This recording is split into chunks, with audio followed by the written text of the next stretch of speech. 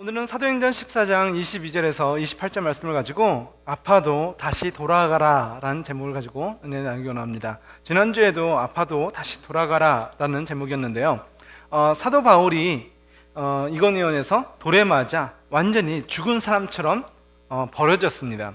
그러나 그 도시로 다시 더베를 전환점을 통하여서 턴을 해서 다시 돌아가는 장면을 보게 되는 것이죠.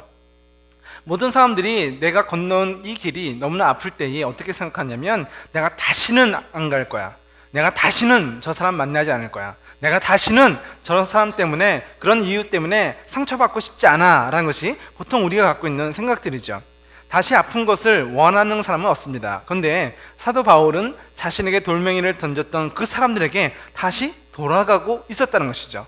기억조차 하고 싶지 않은 그 장소, 그 사람들을 향하여서 사도 바울이 다시 돌아가는 이유가 무엇이었냐면, 십자가를 증거하기 원하기 때문이었습니다. 그래서 사도행전의 1차 선교 여행을 보게 되면 C자 형태로 생겼다고 얘기했는데, 안디옥을 떠나서 이제는 시리아의 안디옥, 그리고 이고니온 더베를 턴을 해서 다시 안디옥으로 돌아가는 사도 바울의 그 여정들을 보게 되는 것이죠.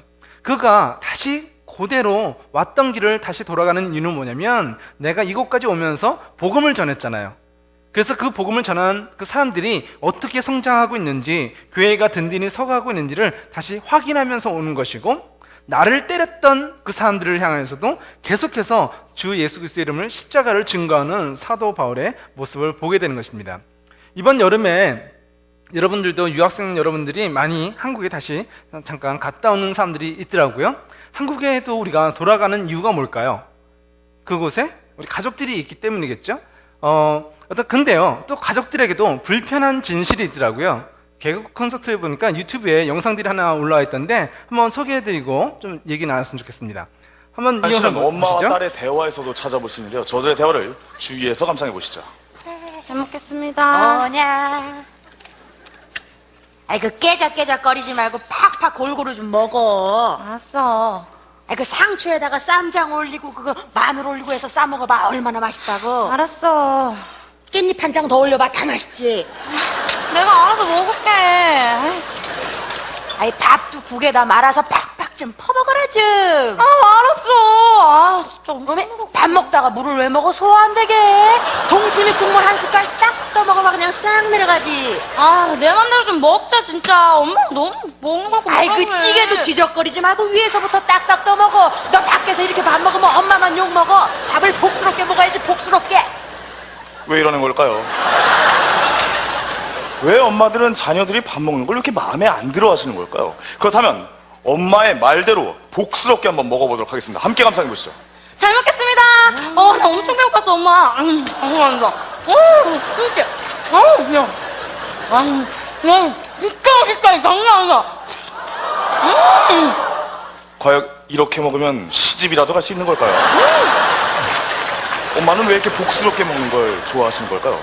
여러분의 어머니는 어떠십니까? 자, 오늘 우리는 몇 가지 불편한 시에 대해 알아봤습니다. 하지만 여러분이 가지고 계신 불편한 시, 좀 받아들이십시오. 이제 어쩔 수 없습니다. 예, 제가 이 불편한 진실을 보여드리면서 왜 이렇게 보여드렸냐면요, 여러분의 어머니는 어떠세요? 좀 이렇게 우리 집에서도 보통 일어났던 광경인 것 같은데, 잔소리 하시는 어머니, 그런데도요, 방학만 되면 어디를 가려고 하죠? 부모님께 가려고 하잖아요. 보고 싶잖아요. 나이가 들면 들수록, 어렸을 때는 막 반항하면서 집도 들어가기 싫지만, 이제는 다른 나라에 와서 또 살다 보니까 부모님이 기억나고 또 그 잔소리가 그리워진다는 것이죠. 왜냐하면 그 안에 사랑이 있다는 것을 우리가 알기 때문이죠. 사도 바울도 이런 것 때문에 다시 돌아가고 있다는 것이죠. 그곳에는 분명한 아픔과 쓰라림, 정말 기억하고 싶지 않은 과거가 있지만, 그 속에 예수 그리스도의 사랑이 있기 때문에 사도 바울은요, 예수 그리스도를 증거하고 딴 곳으로 가는 것이 아니라 다시 그들을 만나기 원하여서 돌아가는 거예요. 우리 신앙 속에는요, 우리에게 상처를 줬다고 우리가 버리는 것이 아니라 그들에게까지 이 사도 바울과 같이 찾아가고 그들과의 관계를 깨어진 것으로 내버려두는 것이 아니라 다시 그들을 사랑하고 섬기는 돌아감의 목적들이 나타나야 된다는 것입니다. 그래서 오늘은요, 세 번째 토픽부터 나아가기 원하는데요. 십자가를 증거하기 위해서 사도 바울이 돌아갔다면 오늘은 사도행전 14장 22절에서 28절 말씀 보게 되면 사도 바울은 왜 돌아가는가? 하나님의 일꾼들을 세우기 위해서 자신이 왔던 길을 다시 돌이켜 돌아가는 것을 보게 됩니다. 14장 23절 말씀 보게 되면 제자들을 위해 각 교회의 장로들을 임명하고 기도와 금식을 한 후 그들이 믿는 주님께 장로들을 돌봐달라고 맡겼습니다 라고 얘기하고 있어요. 사도 바울이 여기서 장로를 세웠다라고 얘기해요. 여기서 말하는 장로는 어떤 목사와 같은 직분자들을 얘기하는데 하나님의 일꾼으로서 정말 좋은 사람들을 세웠다는 것이죠. 그런데 그들이 어떤 사람이다에 대해서 어떤 훌륭한 사람이라고 얘기하지 않고 뭐라고 얘기하냐면 하나님께 그들을 맡겼다라고 얘기해요. 일꾼은 능력 있는 사람, 실력 있는 사람, 믿음 좋은 사람이라고 얘기하지 않고요. 일꾼은 하나님께 쓰임받는 종은 하나님이 붙잡은 사람이라고 얘기하는 거예요. 여러분들이 어떤 셀 리더가 될 수도 있고 저 같은 경우는 목사가 됐지만 내가 목사가 될 만한 믿음이 있어서 지식이 있어서 능력이 있어서 목사가 된 것이 아니라 하나님이 나를 붙잡아 주시니까 목사의 일을 감당할 수가 있는 거예요. 여러분들이 셀 리더로서 뭐 잘생겼으니까 믿음이 좋으니까 선택받은 것이 아니라 하나님께서 여러분을 붙잡아 주시기 때문에 셀 리더라는 직분을 감당할 수 있다는 것이죠. 사도 바울이 다시 돌아가면서 누구를 세웠다? 일꾼, 하나님의 일을 담당할 사람들. 근데 그 사람들은 실력 있다, 능력 있다라고 얘기하지 않고 하나님의 도움을 받는 사람들. 하나님이 그들을 붙잡고 계셔서 그들이 넘어지지 않냐고 하나님이 이들을 붙잡고 계셔서 하나님의 능력으로 그 말씀을 증거하는 사람들이라고 얘기하고 있는 것이죠. 하나님의 일꾼은 하나님의 돌보심이 필요하다라고 얘기하는 그 말씀들을 우리에게 주고 있는 것이죠. 다시 돌아오면서 하는 일이 무엇이었다? 첫 번째가 일꾼을 세웠다. 그 일꾼들을 통하여 하나님의 사역들을 맡겨주었고 그들은 자신의 실력으로 하는 것이 아니라 하나님의 붙잡힌 바 된 자들로 하나님의 은혜로 하나님의 사역들을 감당했다라고 얘기하고 있는 것입니다. 그리고 조금 더 구체적으로 그 일꾼들에게 사도 바울이 어떻게 일꾼을 훈련시켰는지에 대해서 얘기하는데요. 일꾼을 어떻게 세울 것인가? 첫 번째가요. 14장 22절 말씀 보게 되면 사도 바울은 그곳에서 제자들을 격려하고 믿음 안에 머물러 있으라고 권했습니다 라고 얘기하고 있어요. 제자들에게 무엇을 하였다고요? 격려했다라고 얘기하고 있는 것이죠. 격려했다는 것은 그들에게 용기를 일으켰다, 다시 일어날 수 있도록 도움을 주었다라고 말하는 것인데요. 헨리 나우렌이라는 우리 유명한 우리 신학자가 있죠. 그분이 상처 입은 치유자라는 책을 썼는데요. 그가 그 상처 입은 치유자는 어떤 사람인가?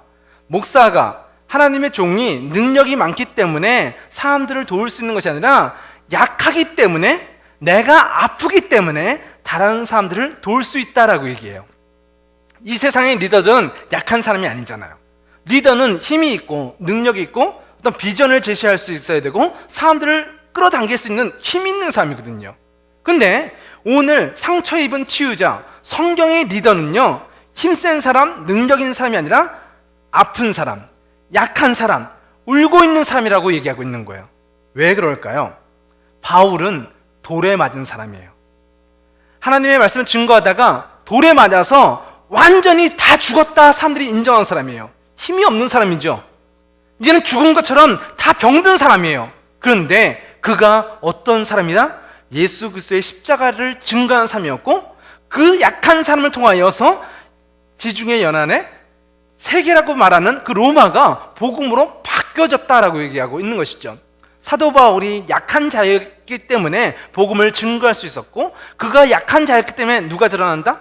예수님이 드러난다는 거예요. 내가 하면 예수님이 드러날 자리가 없어요. 그러나 내가 약하기 때문에 내가 없기 때문에 나를 통하여 누가 드러난다? 하나님이 드러나시고 이 약한 자를 통하여 일하시는 예수 그리스도가 사람들에게 보여지게 된다는 것이죠. 사도 바울이 제자들을 다시 돌아오면서 말하는 것이 이것입니다. 내가 당신들이 얼마나 고통스러운지를 알고 있습니다.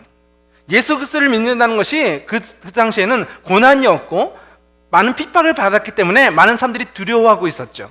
제자들이 아파하고 있었죠. 근데 사도 바울이 다시 돌아오면서 얘기하는 거예요. 제가요 돌에 맞아봐서 알아요. 정말 힘들었죠. 제가 정말 사람들한테 욕을 먹고 무시를 당하고 매를 맞았기 때문에 당신들이 얼마나 힘든지를 알고 있어요. 내가 도로에 맞아 피 흘리면서 쓰러져 있을 때에 그 고통이 얼마나 심한지를 알고 있었어. 힘들었지? 주님께서 당신과 함께 하십니다 라고 격려하는 바울의 모습인 것이죠. 힘이 있기 때문에 일로 와봐 라고 말하는 것이 아니라 사도 바울은 내가 맞아봤기 때문에 지금 아픈 이 사람들을 위로할 수가 있는 거예요. 내가 정말 외로웠기 때문에 당신의 마음을 알아. 내가 정말 맞아봤기 때문에 그 상처가 얼마나 아픈지를 내가 알고 있어요. 다시 힘을 냅시다. 용기를 냅시다. 주님이 함께 하십니다라고 사도 바울이 격려하고 있다는 것이죠. 어느 상담 심리학자가 이런 고백을 합니다. 남편이 사별된 어떤 여인이 찾아와서 상담을 하게 되었습니다. 근데 이 여자가 그냥 2시간 내내 그냥 울고만 있는 거예요. 어떤 얘기를 하라고 해서 이제 상담을 해야 될 텐데 어떤 상담의 스텝을 전혀 나가지 못하고 울고만 있는 사람 옆에 그냥 어쩔 수 없어서 그냥 가만히 앉아 있었다는 거예요. 근데 몇 달 뒤에 그 여자가 다시 찾아와서 이 상담 심리학자한테 이렇게 얘기했다는 것이죠. 그때에 저를 도와주셔서 너무 감사합니다. 이게 상담 심리학자는 너무 놀라는 거죠. 내가 아무런 상담도 해주지 않았는데, 아무 말도 도와주지 않았는데, 어떤 얘기도 듣지도 못했는데 그 여인이 뭐라고 얘기해요? 그때 당신 때문에 내가 다시 힘을 얻었습니다. 용기를 얻었습니다 라고 얘기하는 거예요. 그냥 이 사람이 아픈 얘기를 얼마나 아픈지를 그냥 옆에서 느끼고 있었고 울 때에 그것을 말리지 않고 그 옆에서 그냥 울고 있었던 거예요. 그런데 이 사람은 뭐라고 얘기해요? 내가 좋은 말로 좋은 지식을 전해줘서 내가 치료된 것이 아니라 당신이 나와 함께 울어준 것 때문에 내가 많이 치료가 되었습니다. 당신 때문에 내가 회복이 되었습니다 라고 얘기해요. 심리학자는 가르쳐줘야 되잖아요. 들어야 되고 말해야 되는데 아무것도 못했어요. 약해요.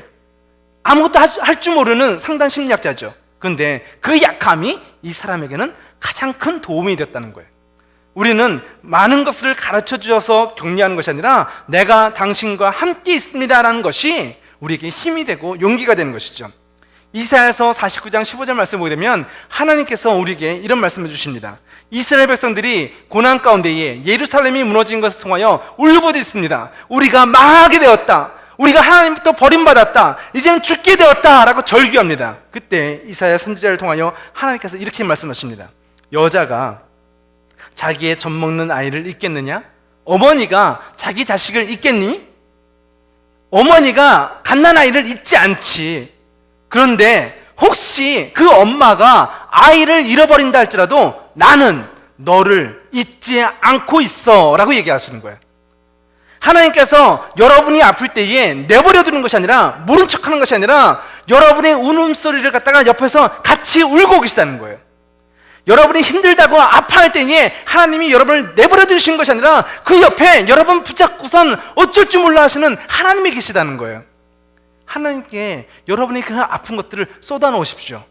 그러면 아까 그 심리학자를 찾아온 그 여인처럼 내가 나와 함께 울어주는 그 상담 심리학자를 통하여서 위로를 받았는데 우리의 모든 아픈 사정에 귀를 기울이고 계신 하나님, 그분께 내가 내 모든 것들을 내어놓을 때에 하나님께서는 나를 다시 들어 사용하신다는 것입니다. 우리의 인생의 소망이 여기 있는 것이죠. 아픔이 있지만 아픔으로 끝난 것이 아니라 그 아픔을 듣고 계시는 하나님, 그 아픈 나를 보듬어 안고 계시는 하나님으로 인하여 우리는 다시 일어설 수 있는 힘이 생겨진다는 것입니다. 사도 바울이 이것을 하는 것이죠. 내가 그렇게 매를 맞았지만 하나님이 나를 살리셨습니다. 내가 그렇게 힘들었지만 하나님이 나와 함께 하십니다. 형제님, 자매님 힘드시죠? 복음을 전한다는 것이, 예수 믿는다는 것이 정말 죽음의 위협 속에 있는 것 너무 힘들죠? 그런데 하나님이 알고 계세요. 하나님이 여러분을 그냥 내버려 둔 것이 아니라 자매님 옆에 하나님이 여러분을 붙잡고 계세요. 하나님이 여러분의 울음소리를 듣고 계세요. 힘을 내세요. 격려하는 것이 바울의 모습이었다는 것입니다. 바울은 그 일을 위하여 다시 돌아왔다는 것이죠. 내가 이것은 너무 힘들기 때문에 다시는 안 갈 거야 도망가는 것이 아니라 내가 힘들지만 내가 이들을 격려하기 위하여 다시 그 아픈 장소를 찾아왔다라고 얘기하고 있는 것입니다. 두 번째, 바울이 일꾼을 세우면서 하는 것은 무엇이냐면 권면하였다라고 얘기하고 있어요. 권면이란 무엇이냐면 그 사람에게 가르치는 지식의 전달이 아니라 내가 어떻게 살았더니 이렇게 되었다라는 간증과 같은 거예요. 내가 말씀대로 살았더니 정말 하나님께서 응답하시더라. 내가 어떤 곳에 가서 어떤 서류들을 작성할 때 이렇게 해보니까 좀 쉽더라라는 것을 가르쳐 주는 거죠. 내 경험을 가지고 이렇게 하면 돼요 라고 소개해 주는 거예요. 참 우리가 어떤 내가 처음 하는 일들에 대해서 어떤 인터넷에도 후기들을 많이 보게 되잖아요. 이것을 샀을 때에 내가 어떻게 조작을 했을 때, 어떻게 이용했을 때에 참 쉽게 이용할 수 있었다라는 그 리뷰들이 우리에게 많이 도움이 되잖아요. 마찬가지로 사도 바울이 권면을 합니다. 왜냐하면 사람의 마음이란 것은 어떨 때는 막 업되어 있지만 어떨 때는 막 다운되어 있잖아요. 그때 사도 바울이 이렇게 얘기해 주는 거죠. 감정과 감정 사이에서 우리가 따라간 것이 아니라 내가 정말 하나님을 붙잡고 살았더니 하나님께서 나에게 이런 응답을 주셨습니다.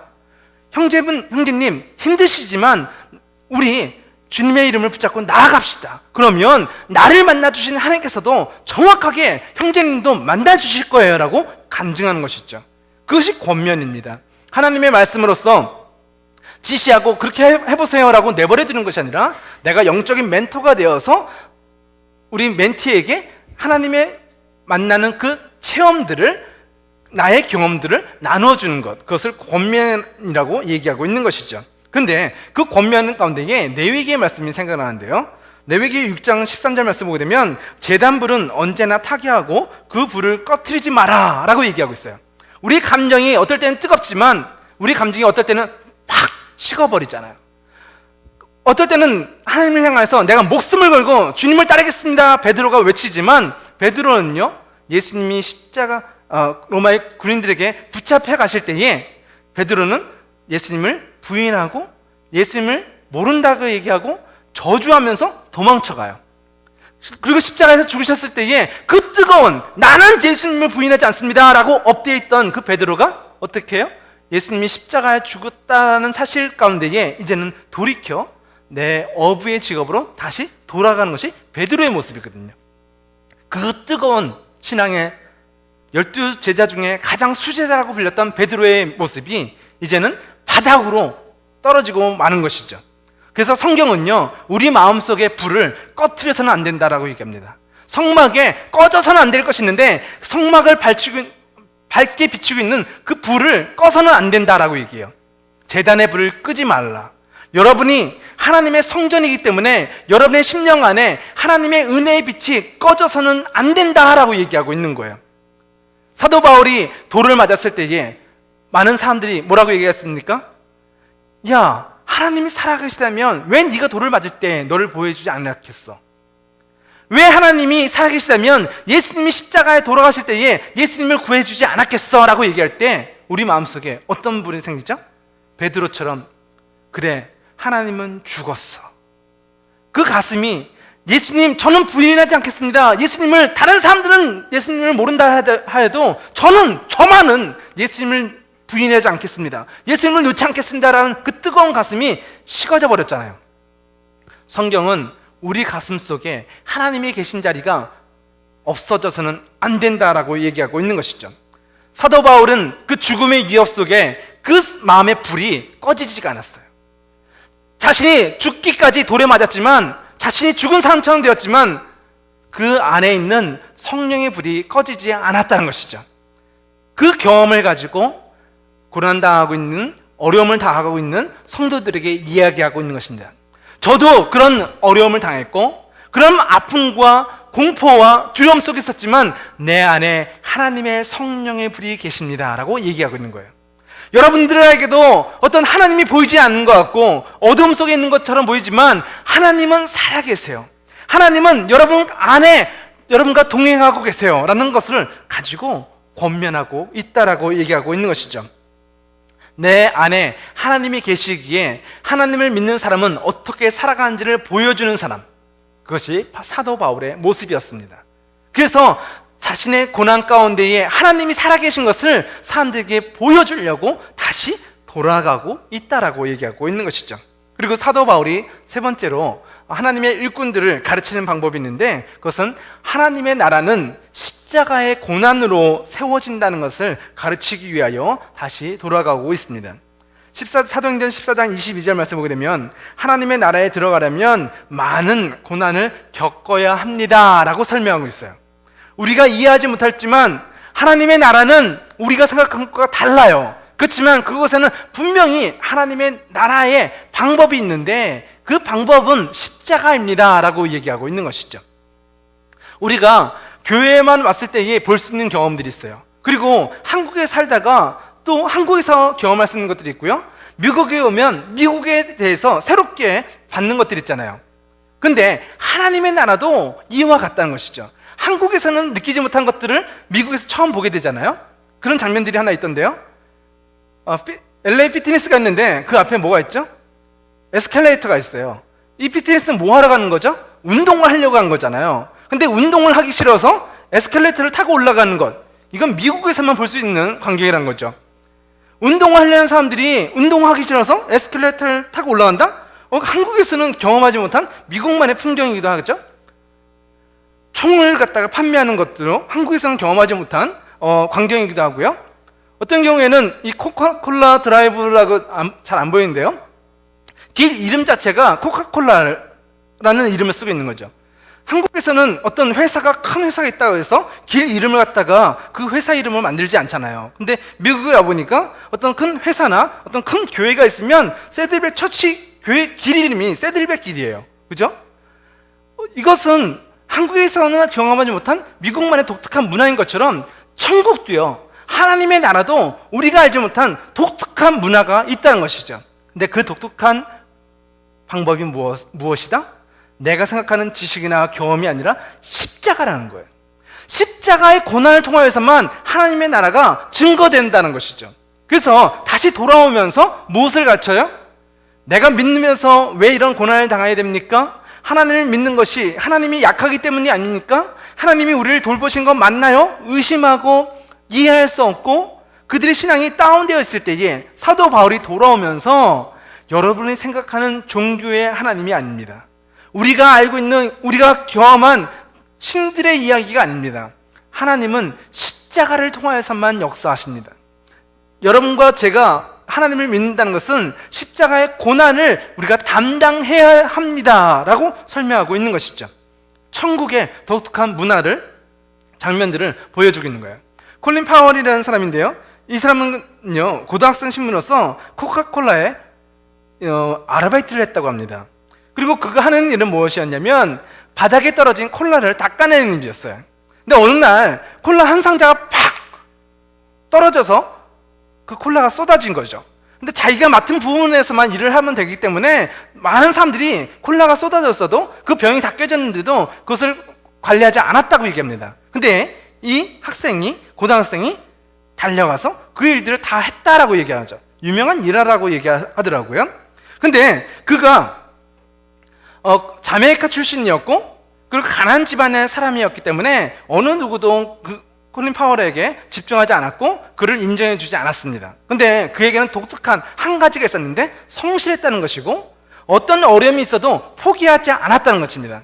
그래서 이 사람이 유명한 말을 했는데요, 어려움이 사람을 강하게 만든다 라고 얘기한 거예요.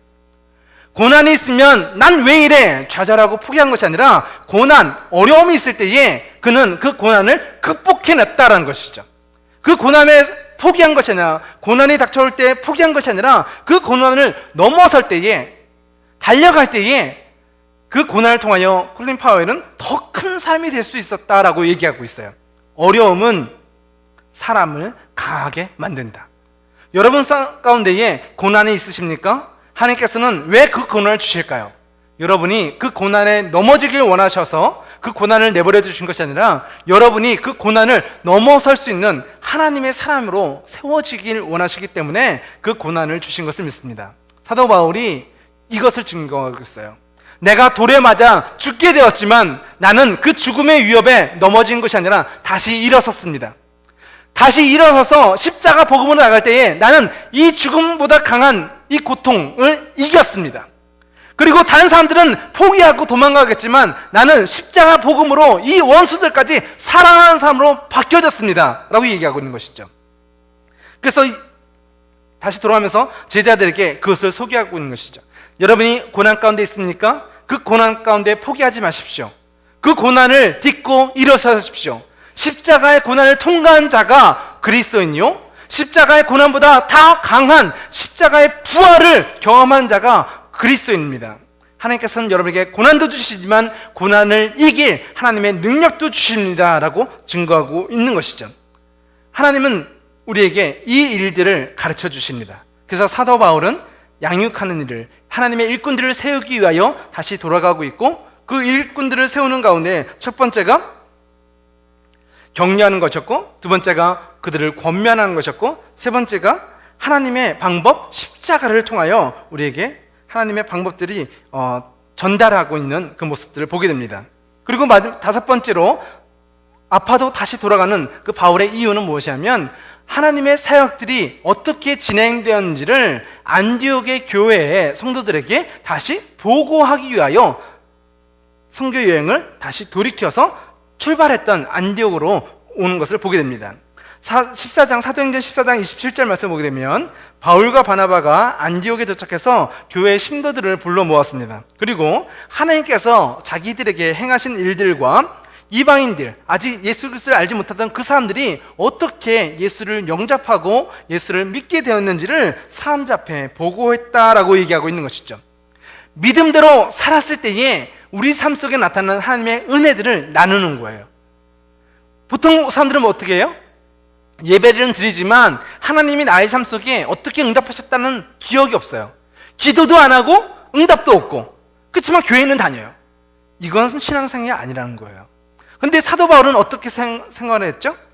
복음을 전하다가 매를 맞기도 했어요. 복음을 전하면서 안진뱅이도 일으키고 병자들도 일으키고 귀신들이 떠나가는 것을 경험했어요.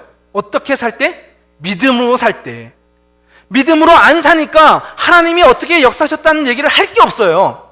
기도 안 하면서 사니까 하나님이 나에게 기도 응답하셨다는 얘기를 할 게 없어요. 근데 사도 바울은 할 얘기가 있어. 내가 이방인들에게 찾아가서 그들에게 복음을 전했을 때 하나님께서 우리 안에 이런 은혜들을 주셨습니다 라고 얘기하고 있는 거예요. 믿음으로 사니까 믿음에는 증거가 따른다는 것을 간증할 수가 있는 거예요. 하나님께 영광을 돌릴 수가 있는 거예요. 그것을 성도들에게 보고했다는 것이죠. 우리가 선교에 하나님의 일을 할 때에 많이 고난을 감당할 때만이 이 간증들이 우리 삶 속에 있을 수가 있는 것이죠. 나는 교회 다니고 있습니다, 나는 기독교인입니다 라고 말하는 정도가 아니라 내가 예수를 믿었을 때에 예수 믿기 이전의 삶과 예수 믿은 이후의 삶을 증거할 수가 있는 거죠. 그것이 전도예요. 내가 예수를 알지 못할 때는 이런 삶을 살았지만 예수를 믿고 나의 삶이 이렇게 변했습니다라는 것이 간증이고요. 그것이 사람들에게 전도가 되고요. 그것이 교회에게 내가 믿음으로 살았을 때에 하나님께서 나의 삶 속에 이렇게 역사하셨습니다라고 영광을 돌리는 신앙의 보고가 될 수 있다는 것이죠. 우리가 하나님의 말씀대로 순종한 자만이 하나님의 은혜를 증거할 수가 있는 것입니다. 믿음으로 사는 자만이 하나님께 감사를 올려드릴 수가 있고, 믿음으로 사는 자만이 체험하는 신앙을 가질 수가 있다는 것이죠. 그리고 마지막으로 사도 바울이 안디옥으로 돌아와서 한 일이 무엇이냐면 다시 나아갈 준비를 했다는 것입니다. 1차의 선교 여행을 더베에서 다시 돌이켜 안디옥에 돌아와서 1년 정도 쉬었다라고 성경은 가르쳐주고 있는데요, 바울과 바나바는 그곳에서 제자들과 오랫동안 함께 지냈습니다 라고 얘기하고 있어요. 오랫동안 지내면서 1년의 기간들을 다시 안디옥에 머물면서 한 것이 무엇이냐면 그가 매를 맞았잖아요.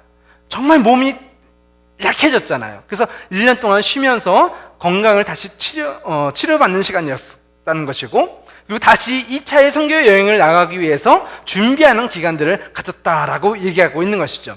우리는요, 나아가서 복음을 증거하는 영적인 전쟁 가운데 살아갑니다. 그리고 다시 돌아와서 우리가 교회 안에서 하나님의 은혜 가운데에 우리에게 행하신 일들을 나누고, 또한 이곳에서 우리에게 필요한 말씀을 공급받고 사랑을 공급받고 사람들과 다시 교제한다라고 얘기하고 있는 것이죠. 그래서 교회 안에서는요, 잘 쉬는 것도 우리가 해야 될 일이에요. 여러분이 나가서 싸우는 것도 해야 되지만 다시 돌아와서 영적으로 충전받고 공급받는 일들을 해야 된다는 것이죠. 그래서 우리 교회가 서로를 돌봐주고 양육시켜주고 서로를 섬길 때만이 우리가 그런 피로들을 받을 수가 있다는 것입니다. 사도 바울이 1년 정도 이렇게 충분히 쉼을 가졌기 때문에 그가 2차, 3차, 로마로까지 선교 여행을 나갈 수 있는 힘들을 갖게 된 것입니다.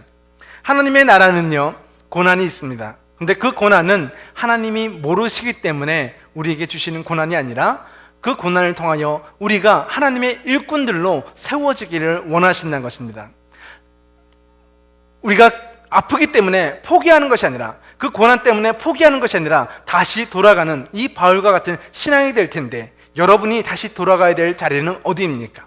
여러분에게 아픔을 준 사람들이 있다면 십자가 예수 그리스도의 이름으로 다시 돌아가 그들에게 사랑을 전할 수 있는 이 바울의 모습이 되기를 예수님의 이름으로 축원합니다. 우리 삶 속에 모든 문제가 있을지라도 그 문제보다 더 크신 하나님의 능력을 경험하는 말미암아 다시 돌아갔을 때에 우리가 지는 것이 아니라 그것을 넉넉히 이기는 사람들이 될 줄 믿습니다. 하나님께서는 우리에게 그 은혜들을 주십니다. 그리고 교회를 통하여 그 은혜들을 공급하여 주시는 공동체를 세워주셨죠. 우리가 이제는 포기하는 자에서 다시 돌아가는 사람으로, 이제는 고난의 자리에서 이제는 하나님을 원망하는 자의 신앙에서 이제는 함께 감사할 수 있는, 내게 역사하시는 하나님을 증거할 수 있는 우리 청년들이 되시기를 예수님의 이름으로 축원합니다. 기도하시겠습니다.